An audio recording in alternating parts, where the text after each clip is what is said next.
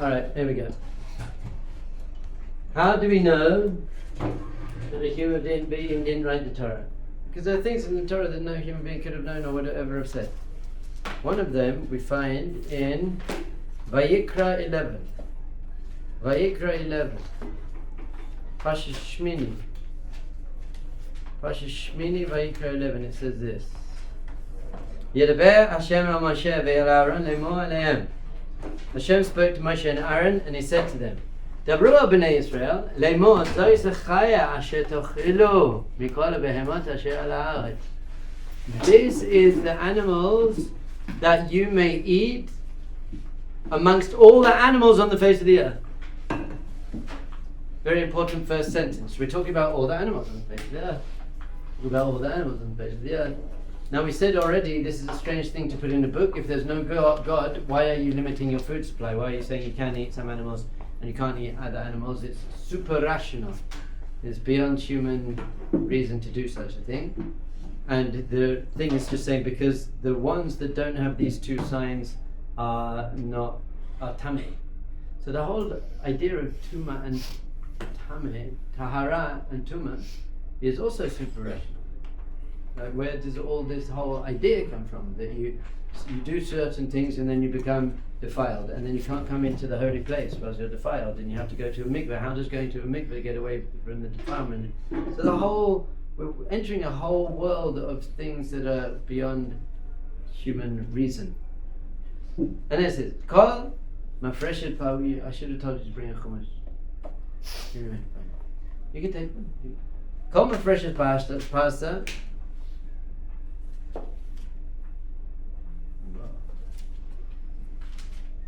Anything that has its hooves split in half, shesat shesa pastat, and male gera bebehema otato chelo.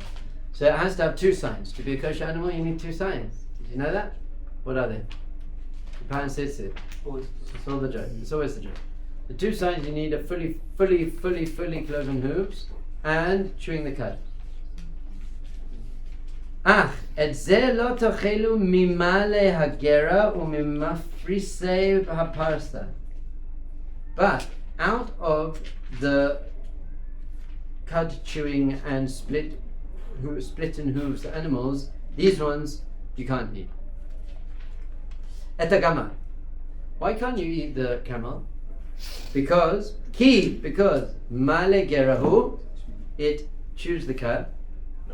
Ufasa eneno mafrish, but its hooves are not cloven. Tamehu lechem. It is tameh. You're not allowed to eat it. What do we learn from this? Not much. It's basically saying it's only got one sign, not the other, and it's tameh. You can't eat it. I didn't need to know that. If it doesn't have two signs, it's already. I know that. Veta shafan, and the shafan kimale gerahu. Lo yafrish tamehu lechem, and the shafan is also the same. It chews the cud, but it doesn't have split. Beta never kimalat gerahi ufasa lo frisa tamehu lechem, and never that you also can't eat because it chews the cud, but its hooves are not cloven. Its hooves are not. It has hooves, they're not cloven. Yes. What if someone comes and says, well, this is just coming to show that these animals have hooves that you might think count as split, and you might not realize. If you look at a camel's hoof, there's no way you could ever think it's split. Right. Yeah, I see that. But yes, we're going to see the Gemara kind of says, well, maybe we just need to clarify the signs because these ones are a bit confusing. Ve'ed ha'chazil. And the pig. Ki mafrish pasahu v'shesa shesa pasahu. It has a split hoof. Gera lo yiga, but it's cud. It doesn't chew. Tamehu lechem. Fine, that's it. So the gamal, the shafan, and the arnevet don't have split hooves. They have hooves, but they're not split. But they chew the cud, you can't eat them. And the pig, of all the animals on the face of the earth, it said at the beginning of this section, you can't eat it because it has the other way. As food is forbidden, it doesn't chew the cud. That's what we call a religious person who's dressed up as a religious person, but they're behaving very badly. We call them a pig. Because pigs show on the outside, look, I'm kosher, but they're not malagera. Inside, they're not really kosher. So any religious Jew who's behaving not well, then they're called a pig. And Rob, you said that they're the only animals. They're the only animals who have split hooves and don't chew the cud. But don't chew the cud. That's what the Torah is claiming. Although we'll see that you might not necessarily need to read it like that. You can say, of all the cloven hooves and maligera ones in the law, these four you have to be especially careful of because they're in the area and you might get confused.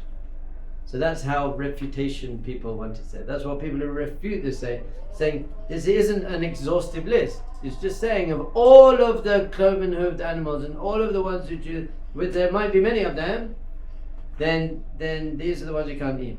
Is that a refutation to saying that the Torah didn't need to mention it? No, it's a refutation to the possibility of this being an evidence that God wrote the Torah.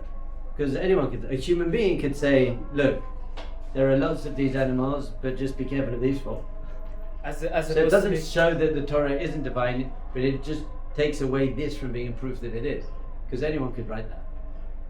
As opposed to it being there for the purpose to like double down and say that this is Emet? Yes, and we're going to see the Gemara, that's exactly what the Gemara says.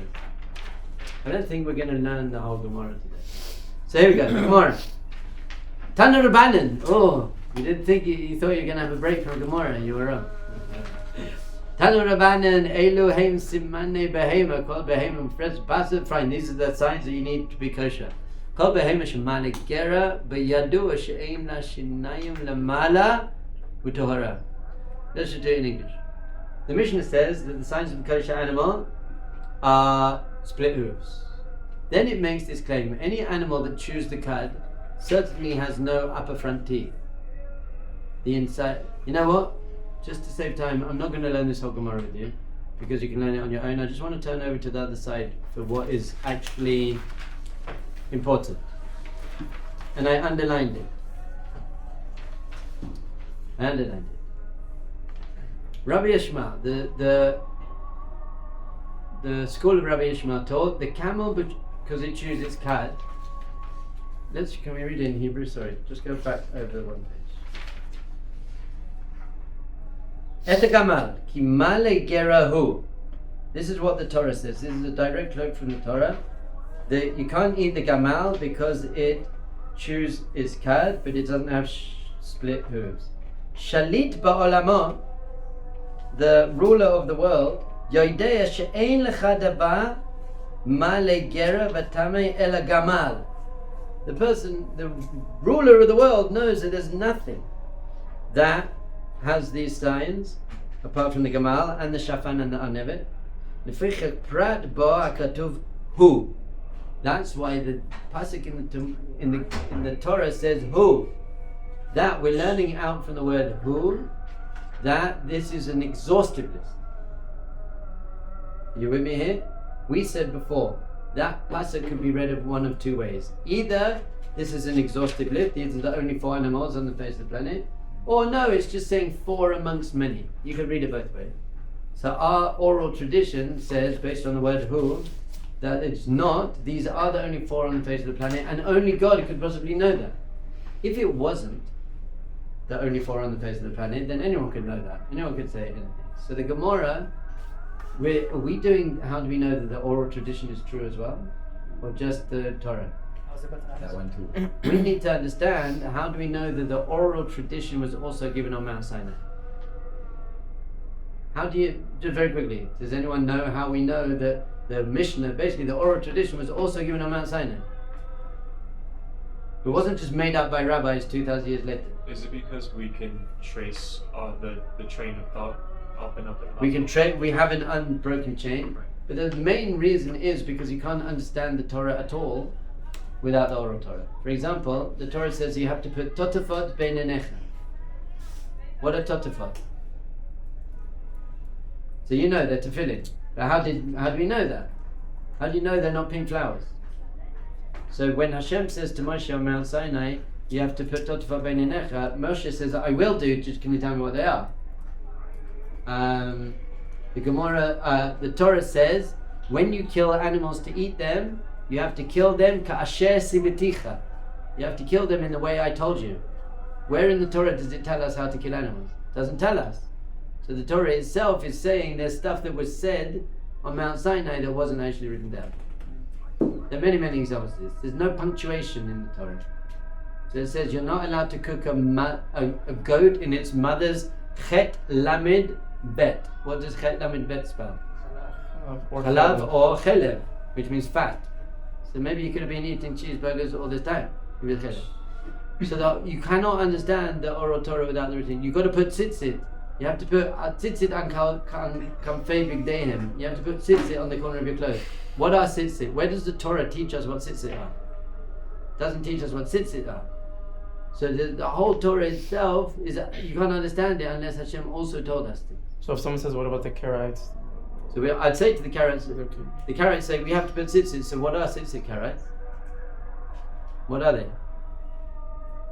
Flowers? And also there's no punctuation. There's no punctuation, so how do you know where sentences stop? How about this sentence? What does this mean?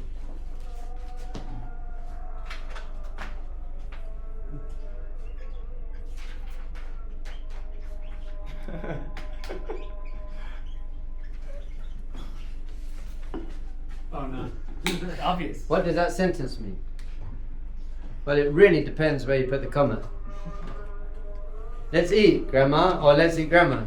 So in the Torah, there's no punctuation, so things could be very, very different meaning things. And there are many, many examples of this. So he talks about marriage in the Torah. Well, how do you know how to get married? He talks about conversion in the Torah. How do you know how to convert? The whole Torah is full of stuff that is saying you can't understand this book without oral tradition. Yes? I know we're specifically talking about mammals right now, and I don't know if we're going to get to poultry, but if someone asks while we're teaching this about turkeys, because turkeys do not exist in the old world, and we discover them in the new world, what do we say?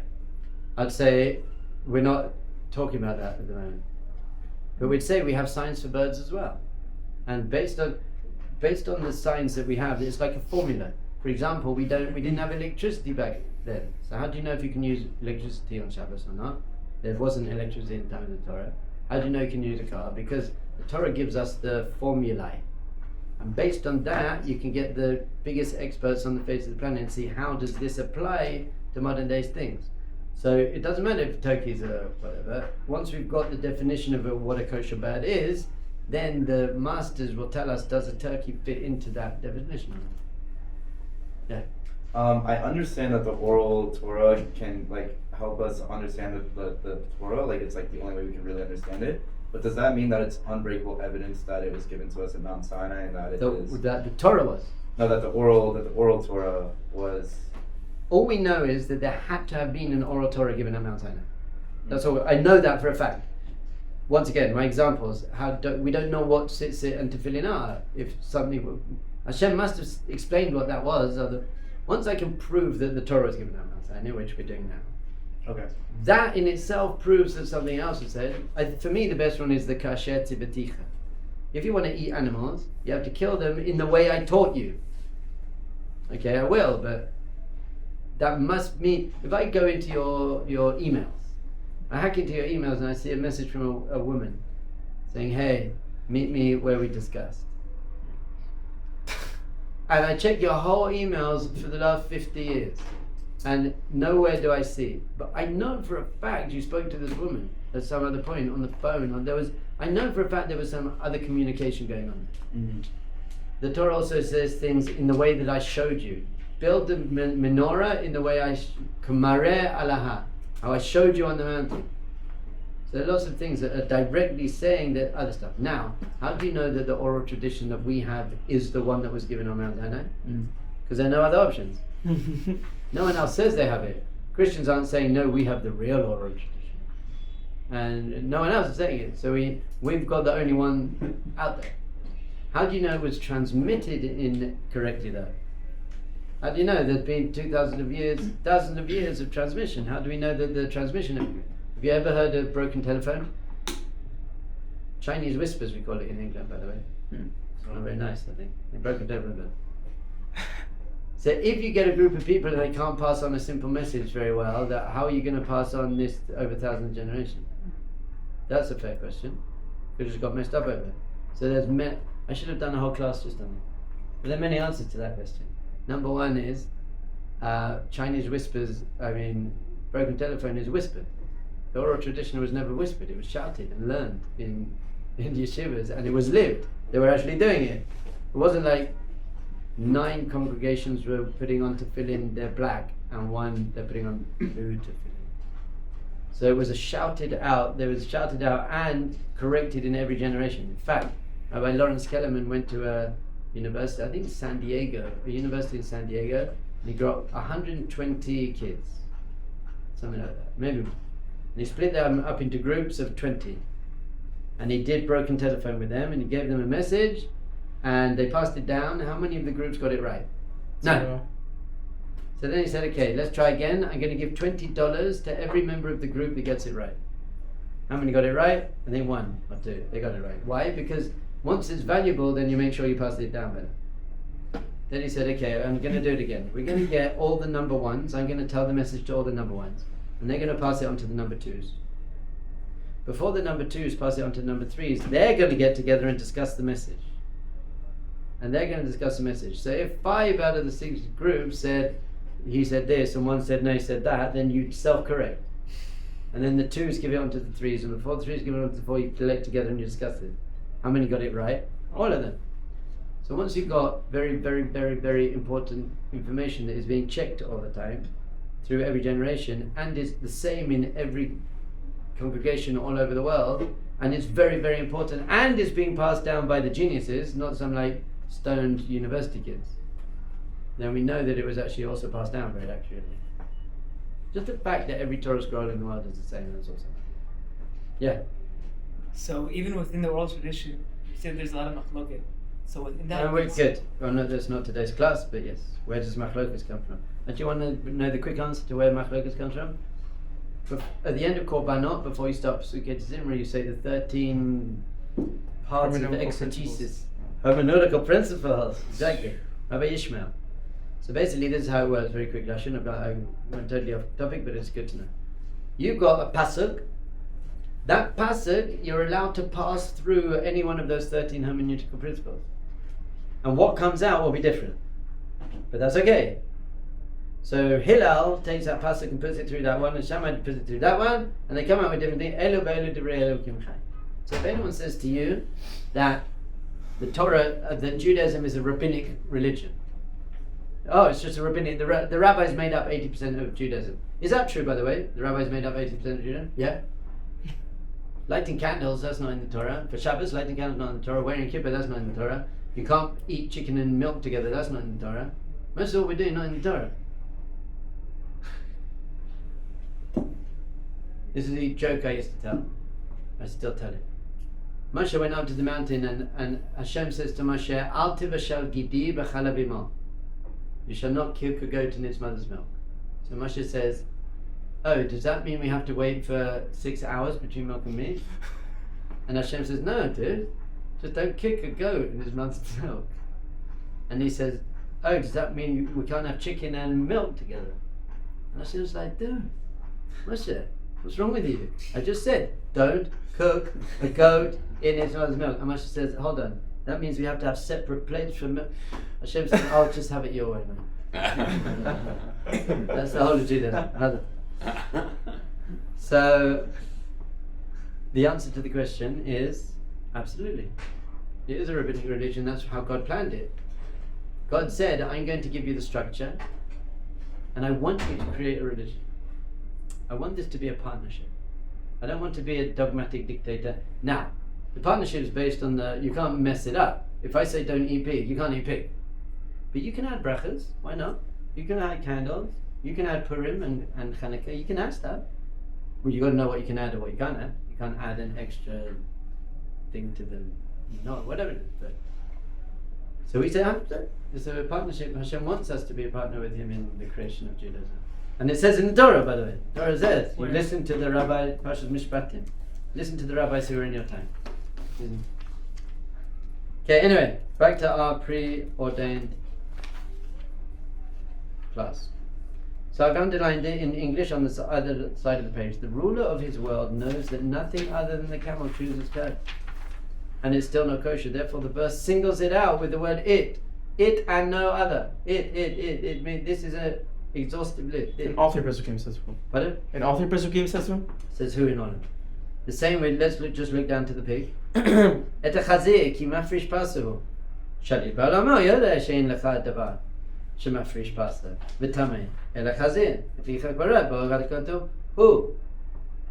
It's shown very, very clearly. Our oral traditions show very, very, very clearly that God, the Torah is making the claim that these are the only animals on the face.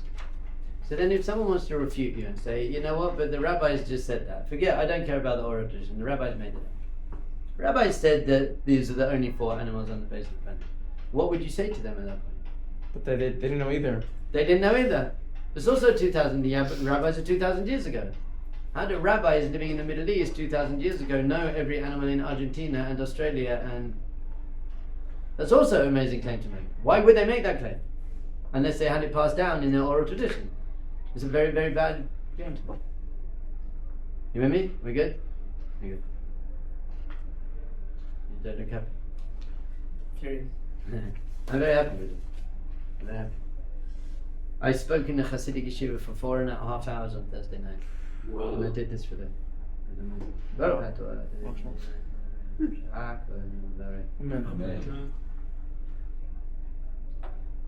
Okay. Next, Psukim. Okay, no, very, very quickly, we have to discuss this. If you look in your art scroll, it says that you cannot eat the camel because it's unclean to you, and also the hyrax and the hair, the shafan and the anevel, the hyrax and the hair. This causes us. Oh, I forgot to print it out. This causes a lot of problems if you're going to translate shafan as hyrax and hair. Why is that? Because neither of them chew the cud. How we know them to chew the cud. There's something called kekelofi, which is you eat your own feces, basically. Rabbits poo and eat their own poo. Why? Why? I don't know, they're hungry. There's so much food around. Maybe there's nutrients in it. I don't know, for whatever reason. I've got to print you out this whole Slifkin thing. Anyway, so he brings lots of proof and evidence from Psukim and from Tehillim that it does mean the hyrax. So then he says, well, the hyrax doesn't chew the cud like anything else chews the cud. Everything we know, male gera, cows, sheep, deer, everything is male gera, including the camel, the gamal, is male gera in exactly the same way. It's ruminant? Exactly, it's a ruminant, mamish. So to add on a hyrax and a hair as what they're doing as male gera is a crazy thing. It's a crazy move. But once you do that, then you can say, and there are other animals. There's a hibiscus monkey in South America that kind of burps sometimes. So that's called male gera. But he doesn't have cloven hooves, so that disproves the Torah. That's basically Slifkin's main thing, is that once we say that it must be a hyrax, then you're messed up, because there's loads of things that burp. That's his thing. I'm going to print it out for you. He's not an idiot, by the way. He's not an idiot. He's got good sources for what he said. But his major problem is they also don't have hooves. So if you look at the Psukim says, it says, the hyrax, for it brings up its cud, but its hoof is not split. A hyrax doesn't have a hoof at all. Not even close. So what Slifkin does is says, if you look at it upside down and back to front and squeeze it a little bit, then it could maybe look like something that appears like a hoof. So you might get confused. If you saw it in the desert, you might believe it has a hoof, but it doesn't. So that's what it is. But what about the Pesukim he brings to prove that it's a hyrax and a hair? You said it, technically, man. It just can't mean that because it doesn't have a hoof. Right, so I'll print it. So this is going to be very, very important. The truth is, you have to know this because it's important, because you don't want to trick anyone. If you don't believe what you're saying, don't teach it. Don't try and trick people.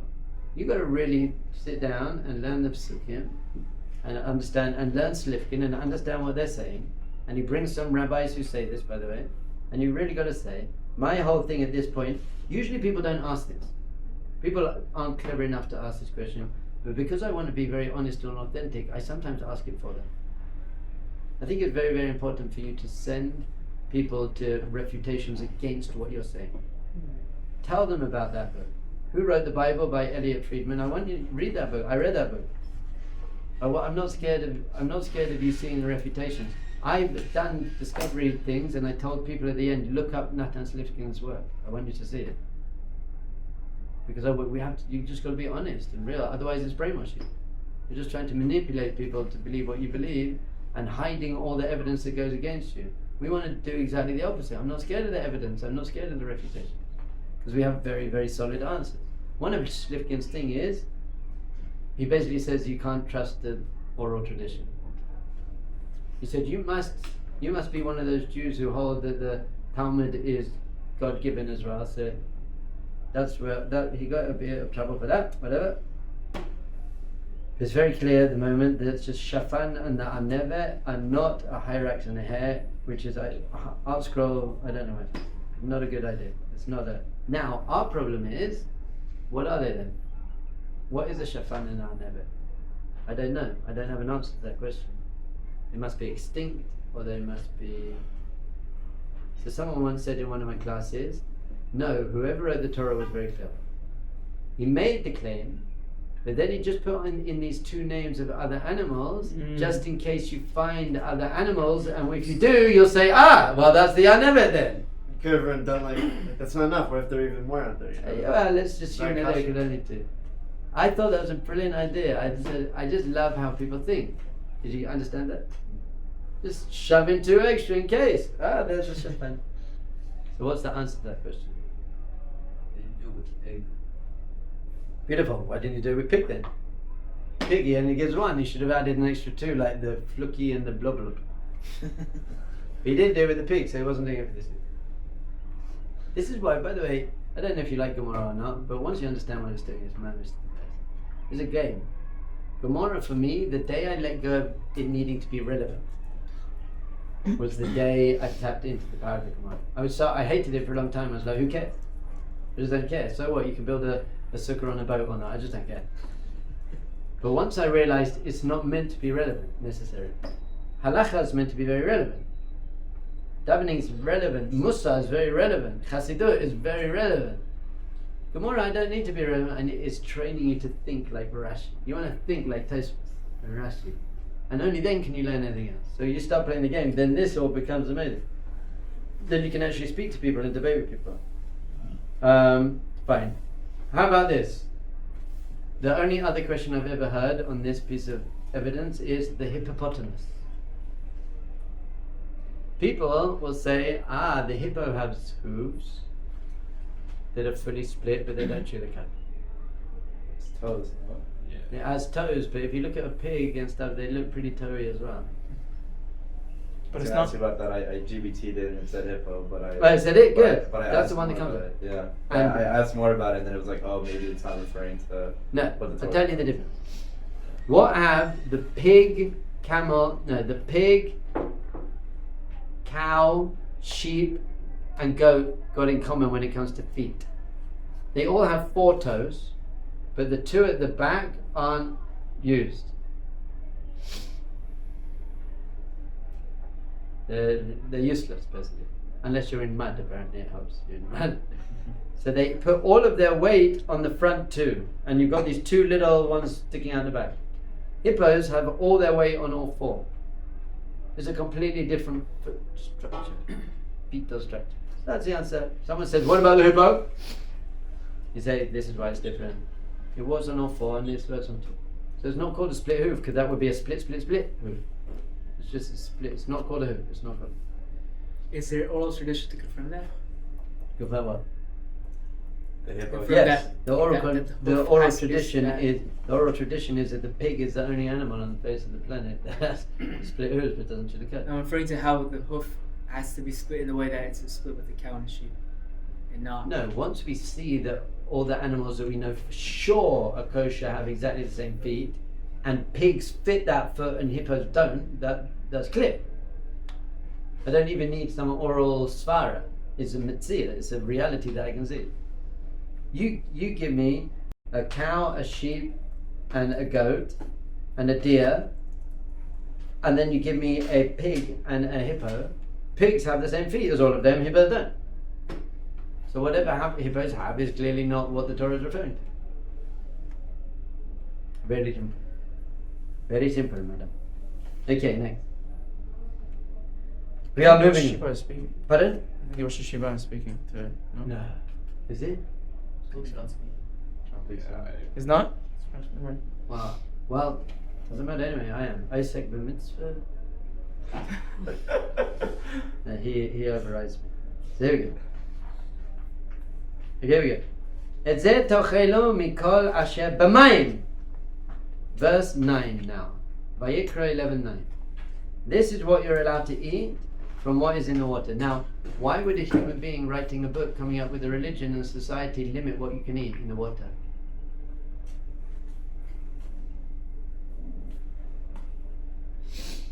Because it's not kosher. What are you talking about? Why did you make up this whole thing that isn't helping me? You ever had scampi? That's some good Jewish food there, baby. I used to have scampi all the time. Prawn cocktail. Good stuff here. This is very good. I'm living in the Mediterranean. 80% of my diet, 90% of my diet is seafood, dude. Why are you doing? What are you doing? So anyway, I actually asking you a real question. Why would someone? There's no God. There's no such thing as spiritual and non-spiritual, defiled and pure. There's not that. I'm making up a religion. Why would I take away most of my food? Yes. Say hypothetically, a majority of seafood are bottom feeders. Right? They eat from the bottom, they live on the bottom, they have legs that crawl around the bottom. And a lot of that is decomposed animal carcasses, right? Okay. It's disgusting, a little gross when you think about it, right? I'm thinking But about everyone this- else is eating it too. Everyone else is eating it, but you don't have to jump off the cliff if everyone's jumping off the cliff. I do if it's going to limit my food supply by 90%. Tastes nice. What about the 1 out of 10 time that it gets you severely sick? Because it's a bottom feeder, and I don't know. I don't know. Is seafood less healthy for you than other food? I don't know. Is it? I don't.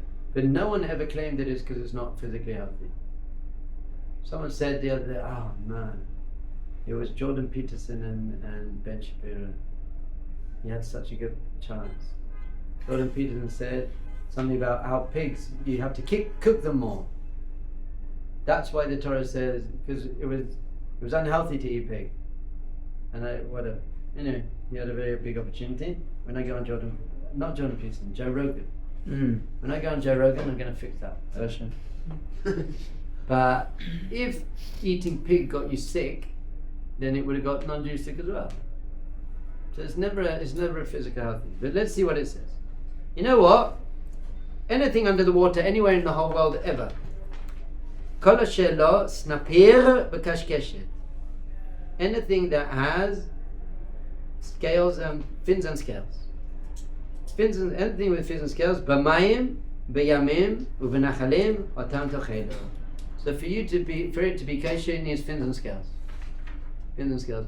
What do we have under the water that has fins but no scales? Sharks. Sharks, Catfish. dolphins. We have stuff. Fins and. What about things that have no fins and no scales? Pretty much everything else. Oysters, octopuses, squids, Mollusks and all of that. crustaceans. What about things that have fins and scales?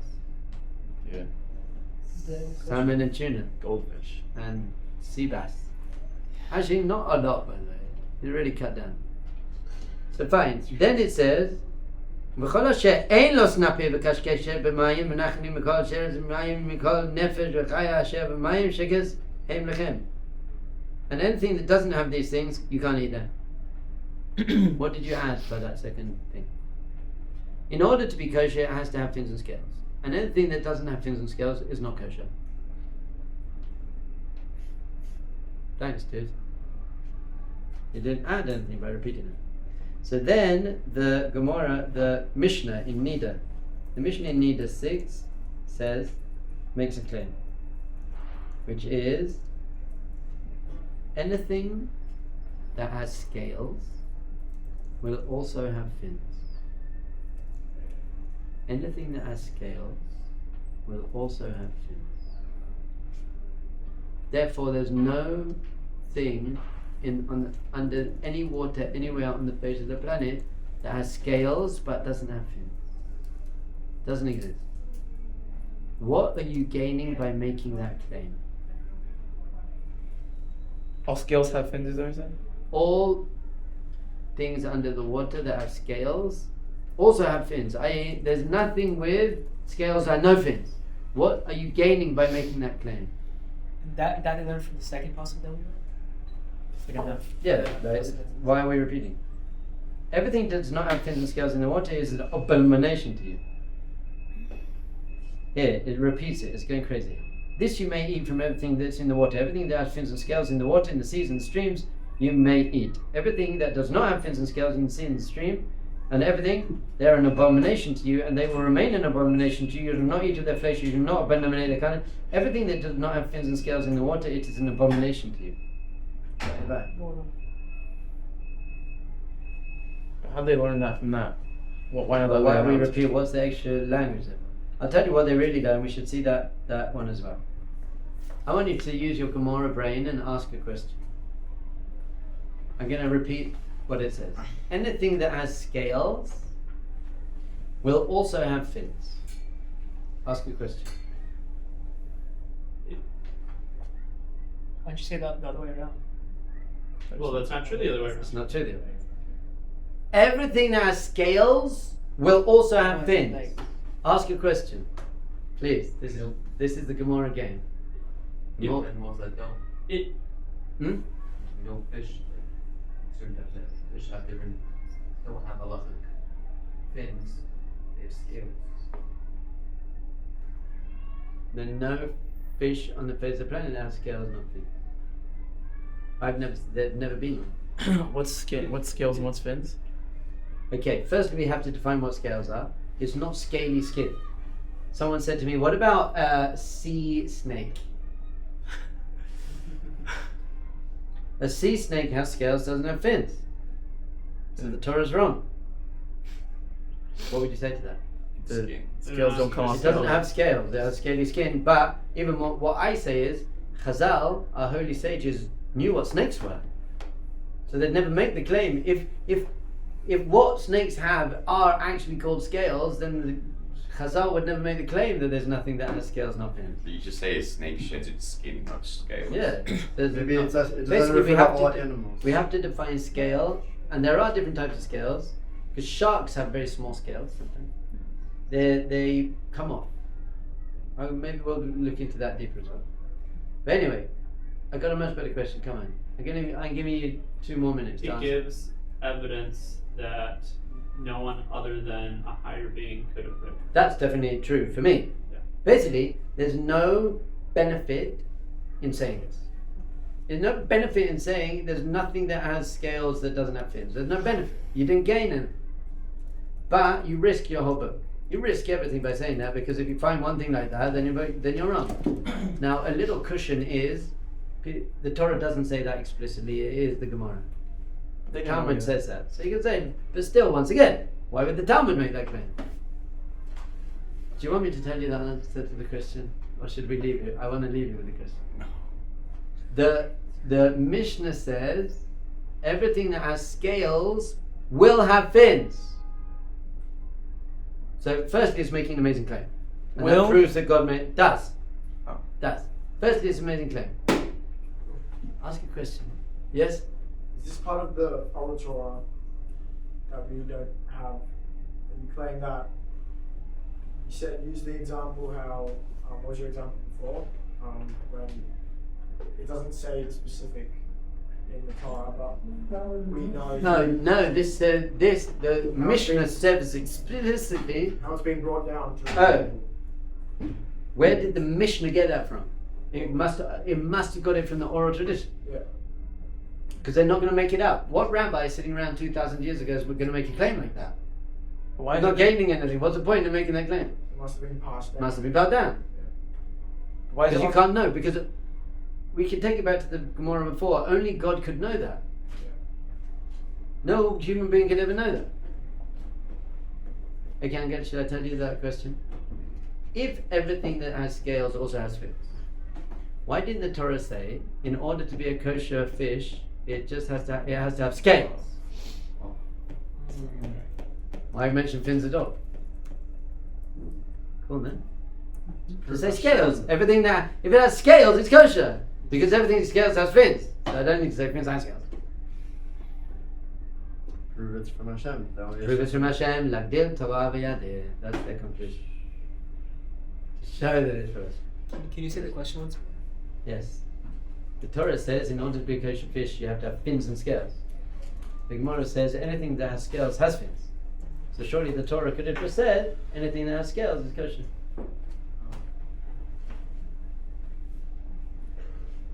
Nice. Yeah. So fine. We didn't get onto Shemitah, but we'll do it quickly. But I want to start moving into 7 Wonders of Jewish History. 7 Wonders of Jewish History for me is the most powerful evidence we have. So tomorrow we'll start that. Tomorrow I'll just do 5 minutes of Shemitah, but I did it last time as well. Do we have planning tomorrow?